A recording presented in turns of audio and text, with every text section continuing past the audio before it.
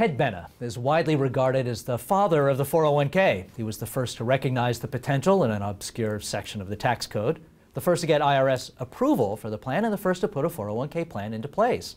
Now, for better or for worse, the 401k is the de facto retirement program for American workers. We're delighted to have Ted with us on the 30th anniversary year of the plan's birth. Ted's now the CEO of Malvern Benefits Corporation. Thanks for being here, Ted. My pleasure, Eric. Did you ever imagine that this little plan you invented would get this big? Well, actually, I knew right away it was going to be a big deal, and frankly, you didn't have to be that smart to figure that out. There are several reasons. First was at the time that I put these pieces together, large companies, most of your Fortune 500 companies, already had in place similar plans, but they were called a thrift or savings plan. And the difference was, as an employee, you put your money in after tax, your employer did a match pre-tax, but in those plans, generally, employees stripped the money out. It was kind of a glorified Christmas club, it wasn't really long-term focus. So those plans were already in place. We had marginal tax rates at the time of 50% and higher, meaning you got $20,000 of bonus, let's say, as a senior executive or whatever. You maybe sent 10 of it off to Uncle Sam in income tax or more. So the 401k added pre-tax savings. So realizing that, hey, I'd be able to go out to these companies and say, well, Mr. Exec, how would you like to put this money in pre-tax rather than after tax? And it wasn't, didn't have to be that smart to figure, well, this was going to certainly be of interest to them. Okay. So that was one of the reasons. And the other one was I knew that the plan was going to have tremendous appeal to smaller employers who had no retirement plans or very weak ones in place at that time. So there are now 400,000 401k plans out there. I would say that's a success. Do you think the 401k is well suited to the central role it plays now in most Americans' retirement planning?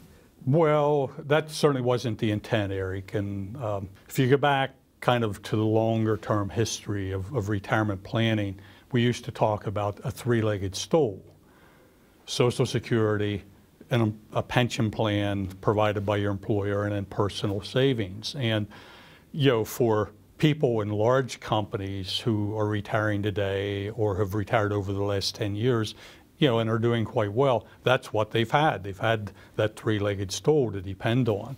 But, we, for a variety of reasons as a country, have moved and are moving away from defined benefit pension plans and replacing them with something similar to a 401k. And, it's not good for national retirement policy. It certainly puts more expectations on a 401k plan, certainly, than would make good sense in terms of better national retirement policy. Okay, good. So the three-legged stool has become a two-legged stool because of the disappearance of the traditional pension. If you could see what was going to happen, would you have done anything different in the design of the plan? Probably a couple things. It was interesting. I think about 7 years ago, I was interviewed for a magazine you used to work for. Cover story called "Fixing 401k," and I got a one-line quote in it. It was, "Father of 401k says he'd blow up existing investment structures and start all over again." So probably the biggest area. I have to say that I wasn't there at that time. I would never allowed such a misquote to get into the magazine. Well, it wasn't a misquote. It was. Oh, is that right? It was accurate. It was right on the money. You would have blown it up. Investment structures. Ah. So tell me what you mean by that. Well, what happened, the original 401k plans had two options. You had a guaranteed and an equity option. And your decision-making process was limited to 25% multiples. 100, 0, 50, 50, 75, 25. Took less than a minute for me to explain investment options to participants. And then we advanced. We went to 3 and to 5 and to 10 and to 20 and unlimited. So I would say one of the biggest problems we have today in most of our 401k plans is we've made the investment side of it overly complicated.